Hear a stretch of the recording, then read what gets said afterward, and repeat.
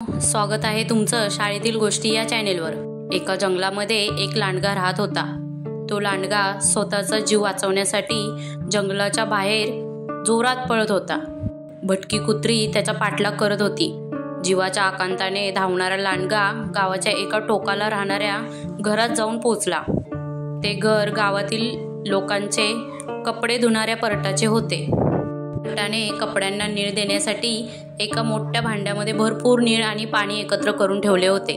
लांडगा परटाच्या घरात पोहोचला आणि त्याने सरळ खिडकीतून घरात उडी मारली। लांडग्याची उडी नेमकी निळीच्या भांड्यात पडली। लांडगा त्या भांड्यात लपून बसला। पाठलाग करणारी कुत्री घराबाहेर घुटमळत आणि थोड्या वेळाने निघून गेली। सकाळ होताच लांडगा घराबाहेर पडला आणि जंगलात पळून आला। आपला रंग निळा झाला आहे हे त्याला माहीतच नव्हते। लांडगा जंगलात पोहोचला। त्याला बघून अनेक प्राणी पळून गेले। निळ्या रंगाचा प्राणी ते लोकांनी पण प्रथमच बघितला। लांडग्याला काहीच समजत नव्हते की हे सगळे प्राणी आपल्याला का घाबरत आहेत।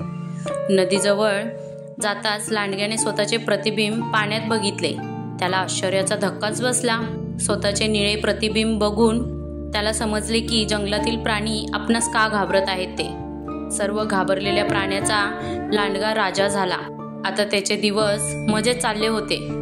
एके रात्री जंगलातले काही लांडगे एकत्र आले आणि जोरजोरात आरोळ्या ठोकू लागले। निळा लांडगा स्वतःचे राजेपण विसरून ओरडू लागला। निळ्या लांडग्याचा आवाज ऐकताच जंगलातील सर्व प्राण्यांना त्याचे खरे रूप कळले। आपण मूर्ख बनलो हे प्राण्यांना लक्षात आले। सर्व प्राणी एकत्र आले आणि त्यांनी त्या लांडग्याला जंगलाबाहेर हाकलवून दिलं। तात्पर्य हेच की असत्य जास्त काळ टिकत नाही। तर अशाच नवीन आणि छान गोष्टी पाहण्यासाठी चॅनेलला शेअर, सबस्क्राईब आणि लाईक नक्की करा।